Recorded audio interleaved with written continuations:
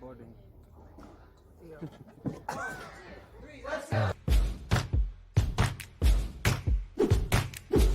Hi there everyone, I'm Diana. Today I am with Theo from theoisback.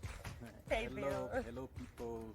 As soon as Theo got back, back, I sent him a message because I wanted to chat with him. I've been watching like his amazing videos on YouTube about how he's traveling all over the world and just representing Rwanda, representing all of us. And I decided, you know what, I need to sit down with this guy and just find out like what the deal is. So Theo, what does Theo being back mean?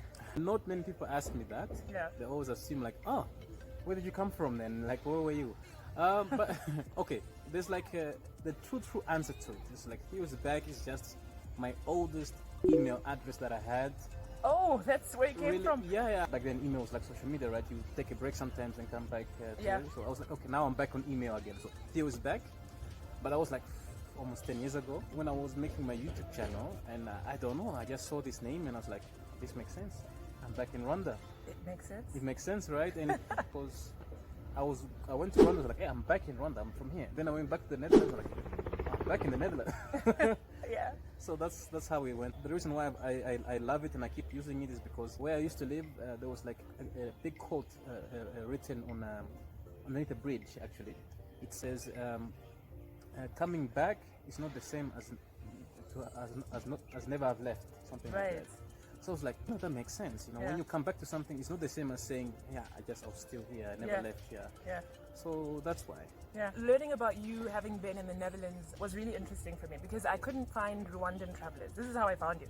I was looking for Rwandan travelers, and I couldn't find any. And a friend of mine was like, there's this guy on YouTube called theoisback. But is he in the Netherlands? Like, is he here? So like, tell me like when like you started traveling and like what it's been like for you traveling on a Rwandan passport as opposed to like a Dutch passport.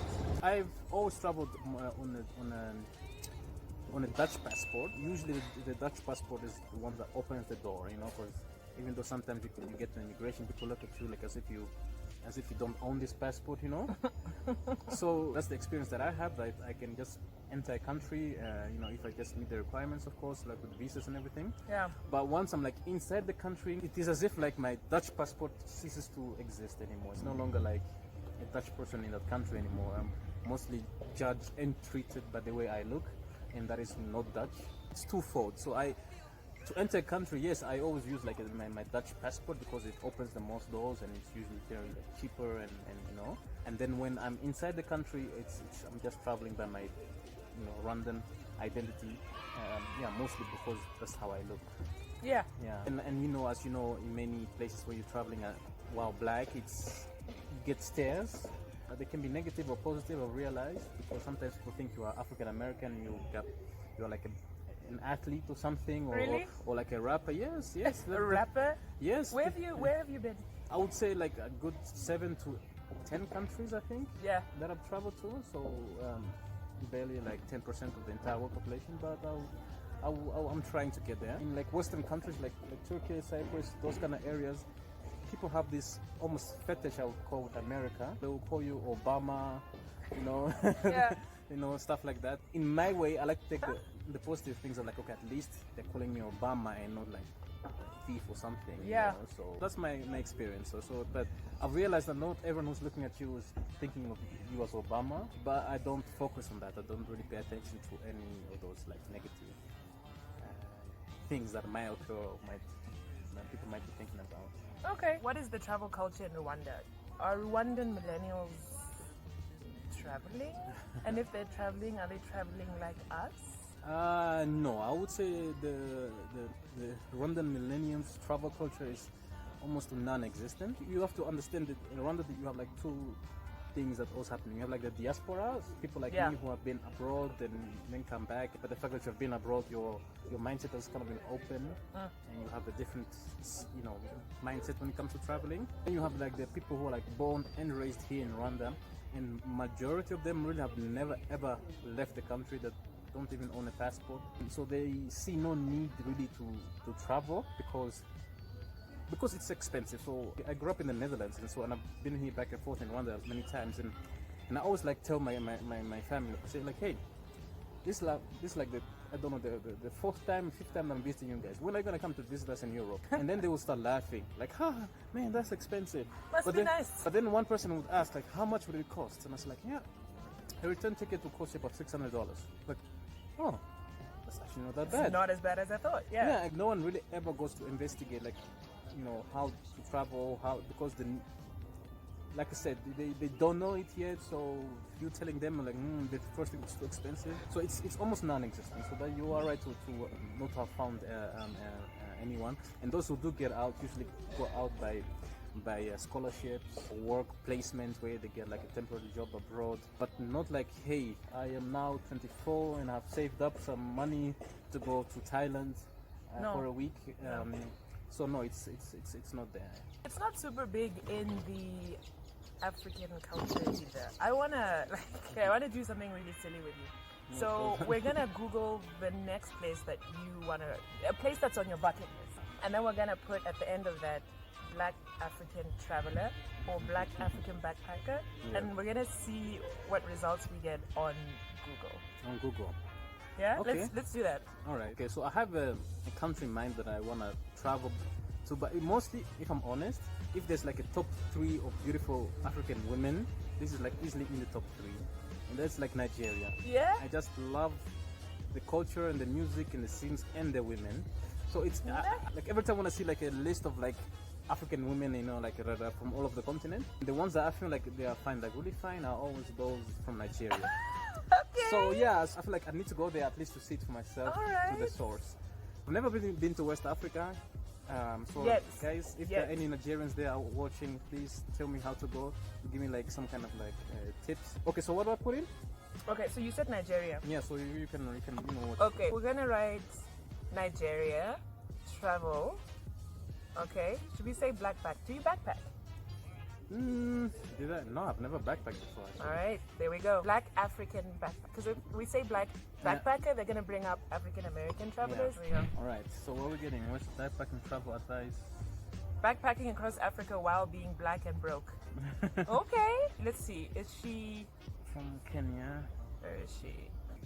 So that's a Haitian American. Okay. Yeah. The rest is Nigeria travel advice. 7 myths about traveling Africa and why they are wrong by Nomadic Matt, a Western backpacker, by the way. Okay, so you know him? African American women traveling to Lagos for the first time. 9 cheapest countries to travel in Africa. Why are our search results, like why are we not in our search results? You're not represented, I guess. Because not enough of us are traveling. Not enough of us are traveling, definitely, that's for sure. It's a pity. It is a pity, but now that you're back, right? Now that you're back in Africa, are you going to start traveling in Africa a little more? I always wanted to go to America, but now I've like totally skipped America. Before I go to America, I would like to first travel all the African countries. Nice. Why have you skipped America?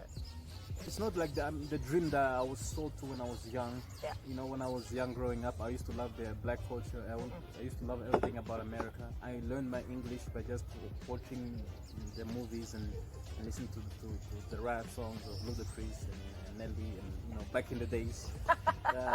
But now I feel like America is really does not really want me as much as I want it. And I feel like me going to Lagos, going to Ghana, going to Senegal, Egypt, Malawi, you know, Namibia, like there's much more to gain an experience from me, but also maybe for the country. Every time when I go somewhere and I tell people like I'm from Rwanda, like really from Rwanda, it kind of like changes the conversation and it changes the mindset, you know, at least of the few people that I meet. Yeah. But of course, if some more people follow the trend, then need to change the entire concept of your Afro-tourism, I guess. I'm excited that you're out there like representing and like changing the narrative. Definitely. I'm definitely gonna make I'm gonna make an Africa tour. I did my first attempt in 2017. Really? Yeah, I went to visit like 4 countries in a row. Tanzania, Zanzibar. I don't know if you can call it a separate country. I don't know. From what I learned there, it's like 75% independent in a way. They even have like a shirt above from there. They even have their own flag, but it's a little bit of like Tanzania in it. Okay, maybe we should then just call it Zanzibar, Tanzania then. Zanzibar and Tanzania. Exactly. Okay. Then I went to South Africa and then in Zimbabwe, and I really love Zimbabwe, by the way. So I'm saving up for the next Afro tour that I want to make, and I don't know which countries, but I'm really going for at least 4 countries again. where I can, just travel at ease and just experience the goodness that is African countries. The glorious goodness that is Yes. African travel. Indeed. How about you? I feel like you've traveled way more countries than I have. Like, which countries are you looking forward to travel next? Well, I want to go back to India. I actually bought a ticket like on the eve of the lockdown, like on the eve. Oh, wow. I have a voucher to India. Okay. I want to go back to Oh, India. you've been there before? Twice. So you're going there for the third time? I kind of have a love-hate relationship with India, and it has a love-hate relationship with me and Black Africans, but I still want to go back. But what's so special about India though? Because I've never been there actually. I don't know anyone who's been there too. India is I don't know. The thing is, it's such an aggressive experience. Like the smells, the tastes, and the reactions to Black people. Actually, on that note, on my third trip to India, I'm going with a hijab, like a hijab. Interesting. Yes, Why? I have actually found it to be racist in terms of the reaction to my skin color, my dreadlocks. Like people are not used to seeing someone who looks like me walking around. I literally stopped traffic. Like I stopped traffic. Wow. So, You sound like Kim Kardashian. not for the same reasons. I wish that my stopping traffic made me money. Yeah. So okay. I've decided to just wear a hijab Yeah. when I go there. It's just easier. I wore a hijab when I was in Indonesia. Yeah. And this was after about a week of people like pointing and laughing and cars stopping. So I finally got a hijab and it was better. So It was better. yeah. Yeah, but okay, I'm used to getting stares as well when I travel, but I never stop traffic. I think that's like next level. Can you imagine? It's not fun. But is it like the general reactions that you get? Would you say it's mostly positive or majority negative? No, there are always people who will come to you and they'll be like, I'm sure you've seen it. Like people come to you, beautiful, and then there's this like, ooh, that fetish, the black skin fetish. But most people don't know how to react around, like in India. You like help them? Maybe they just say like hi or It depends on my mood. On the first few days there, I'm normally like, hi, and like waving and smiling because I'm just happy to be back. But after about 5 days of that, I'm like, fuck off. Like, I don't need this, Which other countries have you gotten the same kind of like reaction based on your looks? Indonesia, Latvia, Poland, Estonia. Oh my God, in the south of Estonia. In the south, like women and children were screaming when they saw me. Oh, I was like, what? But it wasn't everyone.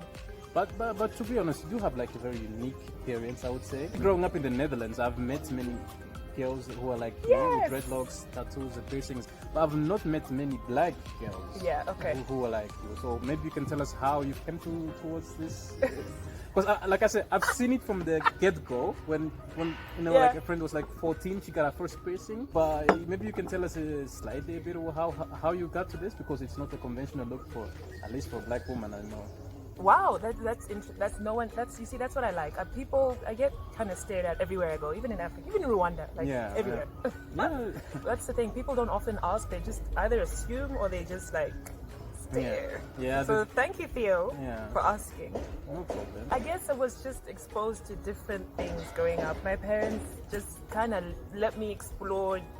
Like I watched all sorts of TV, I read all sorts of books, I had all sorts of friends. Did you have like some kind of inspiration point, someone that you felt like, I would, like to look like that when I grow up, something like that? No, I think what really irritated my parents when I was growing up is because I wanted to be, like I had many inspirations and I wanted to be all of those things at once. Like an Indian lady, I wanted to look like Jimi Hendrix, I wanted to look like a rock star, like everything at once. And so I would always have like 10 necklaces, 10 different colors in my hair, like 15 rings on, and my parents were like, pick one fucking personality.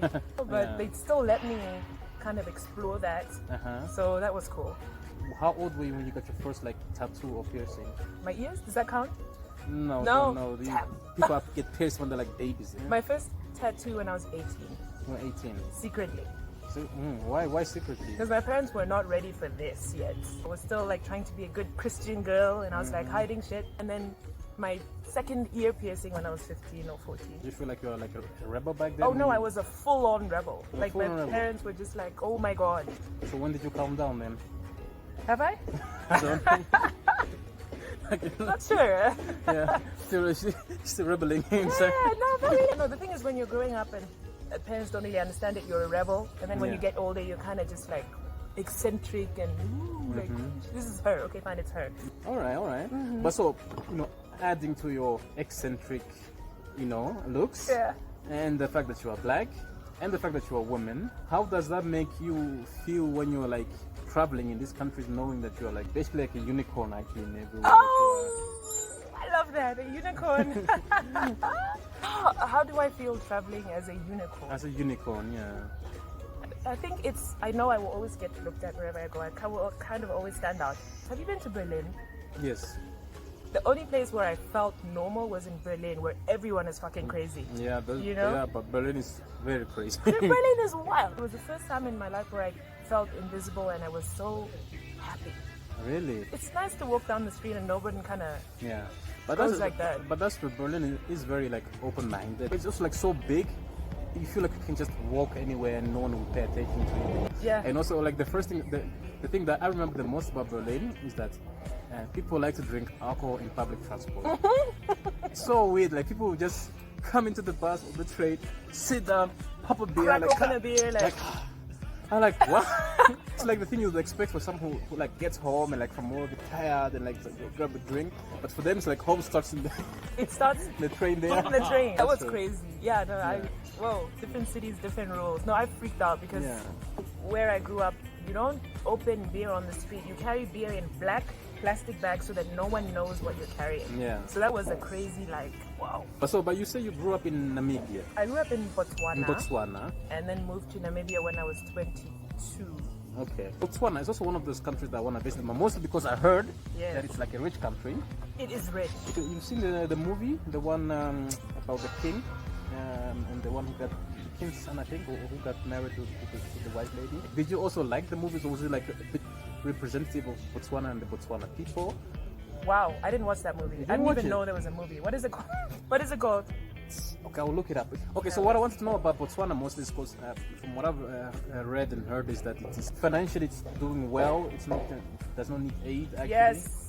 And it's like rich and it's big, but it has only like 2 million people living. Right. In terms of the land to people ratio, it's big. Exactly. Yeah. The population is tiny. How was it for you growing up there? Like, did you feel quite at home, or did you feel like it's still a weird country? Growing up in Botswana was quite. It's the reason why I've had such a colorful experience growing up, because I got to live in such a different country from where I'm from. Yeah.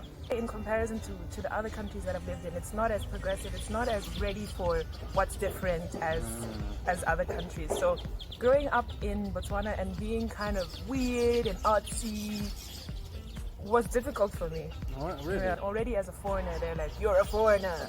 And they never let you forget that you're a foreigner. Could they like see or knew that you were a foreigner?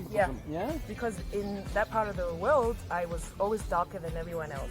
Oh, my lips were bigger and had a different accent from them. They were like, oh, foreigner. If I would dress a little weird, it's also like, I think it's also like in Rwanda, people kind of don't dress too differently from one another. And if you come here with like your wild shit, people right there like, whoa. So it was also kind of like that in Botswana, but it was a safe, quiet upbringing. I have some warm memories about Botswana still. Yeah.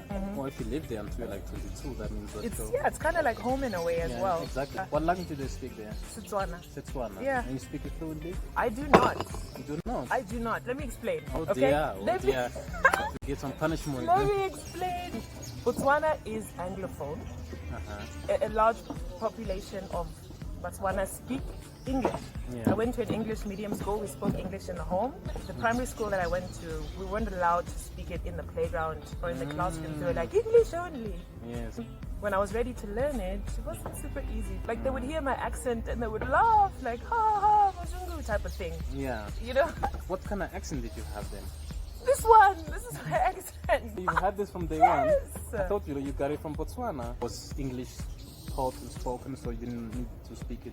A lot of them can speak some English, but they prefer to speak Setswana. So if you tried to speak to them in English, it wasn't well received. Like, speak Setswana, you're in Botswana. It was a hostile when I tried to learn it, or when I Imagine yourself in the Netherlands. You know, you're growing up in the Netherlands, so you start to speak the language, and imagine if the Dutch were like, little Rwandan boy, little Rwandan accent, you would have stopped, right? That's true. You are right about that, because that's also the issue, I guess, in the Netherlands. We learn the language just by small error, but I see these struggles happening everywhere when people are growing up in the country and they're not speaking the language. But which language do you speak to your parents then? English. English? Yeah. Both of them? Yeah. Yeah? Okay, so that's easy, I guess. Yeah. Yeah. Your mother is from Ghana? My mom is Ugandan. Ugandan. My father's from Ghana. Yeah. But growing up in Botswana, they were like, oof, and going to an English medium school, they were like, you know what, let's just stick to one language. And as a result, I guess I lost out on the mother tongues. The mother tongues. So your parents speak the language of the Botswana and Setswana? No? How did you guys survive then? If you say people prefer for them to speak Setswana?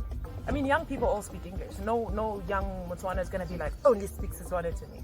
But I mean, in the shops day to day, in the streets, they prefer Setswana. Okay. And after Botswana, you went to live in Namibia? Yeah. And that's where they also speak English? Yeah, well, also they German, speak right? English, Afrikaans, German, some Portuguese. What's the hierarchy? Like, what's the most spoken and what's the second? Oshibambo, which is the largest Namibian one. Afrikaans. Really? It's Yes. number 2, Afrikaans? Yeah. You know, South Africa. Yeah, South Africa does have a big... apartheid. Yeah, that's it, yeah. And then English, I think, and then German. A little bit of Portuguese. I've never been to Oh my Namibia. God, you should. I would love to watch a blog of yours on Namibia. Yeah, I would like to go to the capital, Windhoek. You know, Windhoek is also like Dutch, Afrikaans actually. Yes. Yeah. You know, like when I went to South Africa, I was actually quite angry. Yeah? Because there's so much of, they call it Afrikaans, but it's definitely Dutch. But like watered down. Yeah, it's watered down, slightly modified. Like if you grew up as a Dutch person, because I could consider myself as a Dutch person, I do understand even the reasons why they call it Afrikaans. You know why they call it Afrikaans? I mean, this is me just suggesting, yeah? When I was growing up in Europe, I would tell people like, hey, I'm from Rwanda. Rwanda, yeah, Africa. Oh, really? So can you speak some Afrikaans?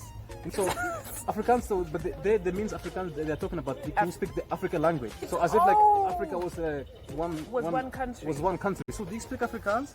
Everyone who's like not well taught, not decolonizing their mind, that's like the first thought. Oh, really? Tell us something about how to say this in Afrikaans. It is only later that I learned that Afrikaans is actually a real language in there, but that's because I know how Dutch people think. Yes. They just got there, and then they wanted to make their own language and they call it Afrikaans. Basically, freely translated is the same as someone going to Europe said, European, that's like our language. Whoa! So every time when I go there, it's so Dutch. And even when you go and you see these big cities called like Bloemfontein or Bloemfontein, it's all Dutch. And if you know that, like the Netherlands is such a small country and South Africa is like such a big country, it's crazy. It really feels as if someone would just come to like a family and like just kill the father and they say, this is my family now, you all have my last name, and that's how it feels like. Whoa, that's a crazy metaphor for it. Yeah, it feels like the Dutch people came there and basically just stole the Africanness out of the country and claimed it, put their blood and their color on everything, right? And it's still so evidently there. Oh yeah. Normally, I would say like it's, you know, when you go to a place and you see something that you recognize, you feel, hey, I can see this. You know, when I see these names, I recognize them. But now I just feel like shame. Yeah. This is the Dutch culture. This is the Dutch history. It's not like they have like something good that they've done. You know, like if they did something good, then you'd be like, no, hey, I can identify with these people. I grew up in this country, and yes, these are good people. But when I came there, I was like, oh my God, this is what they did here. And people telling me that's like worse than colonialism. It's like the system they built over there was so bad. You know, I follow a lot of like from Trevor Noah. He knows how to talk about this. He does. Yeah, he does it in such a like comedy fashion that it's so painful that you can just. He adds a laugh to it so that you can at least sleep at night. Right, you know? right. You know, yeah. That's so like. Yeah. I just want to ask you now. On the note of decolonization, and as this like person that you are, like changing the narrative, and as someone who's seen both worlds, like you are an African but you are Dutch, and you have the two identities, yes, 100%. And you have the two passports, and you're a traveler. So what does it mean for you when you hear decolonizing travel? Especially when you said earlier that you heard that sometimes they look at your Dutch passport and they're like, where did you steal this? Like, did you get this in a back street, printing shop? Like, when you hear decolonizing travel, what does it mean for you and this movement? Because I feel like you are a movement, Theo. So like when you think about that, like what comes to mind? Oh, thank you. I don't consider myself claim it, own it as a movement, but I would like to think that the movement is like a bigger group, and I might be like one of the people in the group. So yeah, for me it's also like a word that I had to learn actually. You know, I always am not really good with words. Sometimes when someone just says something, then I know, oh yeah, that's what I wanted to say, and that's how I feel with like decolonizing, with the word decolonizing. What I think about it indeed is kind of like turning away the gaze, the white man's gaze from everything that we do. You know, if you have like a European or an American passport, it's so easy for you to travel here in Africa, the whole continent. So therefore, you do get a lot of those people who are traveling here. And when white people travel here, they do the things that they like, and they make this path. It's so geared to what they like. But then you forget that we as black people also have our own taste. We also have our own thing that we want to do. Like I said, everywhere I go, I really don't like being a tourist. I like to be like a traveler. I would like to know in the day-to-day people. Maybe it's because when I see someone, another, African like you, I feel some kind of like connection to you, and I feel we have something similar. So therefore, I'm actually intrigued and really want to know the inner workings of you, of your culture, and compare a bit. Me growing up in a white society with white people, you just learn that, okay, you know what, white people, they are just up to here, we are the same, but after that they're just strange. Like, I'm not saying like strange in a very bad way, but it's just that, we are the same, but after that they're just strange. Like, I'm not saying like strange in a very bad way, but it's just that you probably heard this. When you do something crazy, they're like, that's some white people shit. Right. It's just a thing that when you get to a point when you feel like you cannot relate anymore. When you go to a certain club and they're playing certain music, you cannot relate. They are eating certain food, you cannot relate. They have certain customs that you feel like, okay, I understand it, but I cannot relate. So we need to decolonize in a way that we stop focusing on the white people things, basically, because it's easy to focus on that, because they are the ones who did this before. So they have put their stamps on many of these other things, on the development, not through fair ways, but that's just how it is right now. And then path our own way, like people like you, who, like I said, who's like African, like female, traveling to Lithuania or Poland. That's wonderful. We need more people like that, so that we don't feel like, that's some white people stuff. You won't believe how many times, like, that people will say to me, like, that's so white, like, oh, you're such a muzungu, like, it's such a coconut. I'm like, why? Like, I'm just doing what I like, and it just happens to have been done by a lot of white people before, but that doesn't mean I can't do it. Yeah, exactly. So what does it mean to you? It's huge for me. It means so much. It means the fact that as an East African citizen, I don't want to have to pay. How much are the gorillas now? To go and see the gorillas. The normal price is $1,500. $1,500 US dollars. Okay, I don't want to have to pay that to see my own gorillas. Yes. African gorillas. But I want to open a brochure to a lodge and see someone who looks like me in the safari, like van, like with binoculars. I want to see my own people in the brochure, so I can be like, oh, maybe I'll do that. You are right, and also one of the things that I did love really when I came back here to Rwanda is something as simple as that, like you just said, going to like a Nyungwe park or something. I want to go to Nyungwe. And then finding that there are a lot of like black families there walking around. It's so strange, of course, because I grew up just not seeing that, and now that I get to see it, I'm like, all of a sudden, for the first time in my life, I'm thinking like, you know what?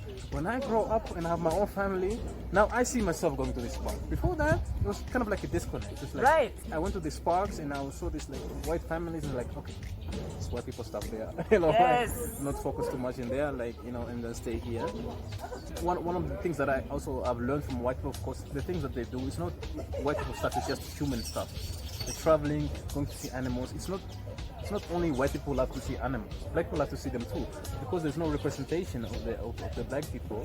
We tend to think that we will not like it, and we tend to think it's of a lower quality of activity. But if we can like you said, decolonize and make it more accessible to everyone. I'm sure a family somewhere in like Central Republic of Africa will be like, okay, I would like to go to see the gorillas in Rwanda. I've heard so much about it. And look at this brochure, and then you see these black families there, and they're like, okay, I see myself and my family going there. Yeah. Once they learn it, and they will realize it's not a white people thing. It's just a human thing for us to learn about these things and engage with it, and then learn from it. Yeah, it's just pleasure. It's just enjoying what life has to offer. Yes, Yeah. 100%. I'm really excited, Theo, about conversations like these. Yeah. Because we're changing the narratives by just sitting here talking about this shit. So I'm really excited about what you're doing, and I really want to know like what you hope to say to like Rwandans today. Like Rwanda is amazing, you guys. Like young Rwandans are doing amazing things, and a lot of the young Rwandans want more. What are you hoping to communicate to young Rwandans about the rest of the world that's out there? Whew, that's a very deep, layered question. Should I like... Yeah, I get where you're going from. In the beginning, I myself also had like this one message that I had for the Rwandan youth. I've realized there's so many other layers that needs to be like unwrapped before we can get there. Like most of the young Rwandans have like, they don't have like good access to capital. As you know, I think like about 70% of all Africans are under 35 or something. Yeah. So that's the same like in Rwanda. So we have a lot of young people, and they don't have that much money. And I don't know how it is for girls, but I know from the guy's perspective, I know for a guy, when you don't have that much money, it kind of eats away on your main livelihood in a way. So most of them, they are focused on getting money, and it frustrates them that they cannot get enough money at least. What I would like to communicate to the Rwandan youth is basically to have the dream and to work towards the dream. Because some have the dream, they're like, yeah, I would like to travel, I like to do this. But then because of the circumstances, the dream kind of gets diminished, and then they feel like, hey, how will I ever, I don't know, travel if I cannot even pay, for a car here, or if I cannot buy this apartment, or if I'm struggling to get. So then they stop dreaming. What I would like to communicate is basically to kind of like find a way to keep the dream alive and work for that dream. First of all, the important is to keep the dream alive. If you have a dream to have like a big car or travel abroad, is work for it. So figure out like how much does it cost, and where can I get the money, and work towards it. Just don't quit on your dream basically. But everyone has a passion, and some is traveling, but others is just communicating. Some is just like getting like a top-notch higher education wherever they can, and others is just, I don't know, going back to where they were born, and taking care of the village people because they know they need more help. But whatever dream you have, like, keep it alive, find a way to keep it alive, and then work towards it. Because that's also what I'm doing here, by following my dream, and it has led me to here. But I don't care. I'm working for it every day. Yeah. And in that process, hopefully, we'll get some people out there who like to travel. Because I know many would like to travel, especially the young ones. Yeah. Yeah. If we can get past that hurdle of like, money and having like a vision and a belief in themselves. Like. Travel to Uganda, for example. Start small. Yeah, take a bus. It's like $10 or something. Yeah. To Uganda. And then if you like that, now let's take a bus to Kenya. Exactly. That's $20. Yeah. Build it up from there, and then you will see where we get in a few years. Yeah, this has been amazing, illuminating. I am so excited about what you're doing, changing the narrative. One vlog at a time. Really, really excited. Guys, check out Theo at theoisback on YouTube, on Instagram, vlogging about all the Pan-African energy happening in Rwanda and in the Rwandan diaspora. And let's get more Africans traveling. Thank you, Theo. Until our next coffee. Yes, indeed.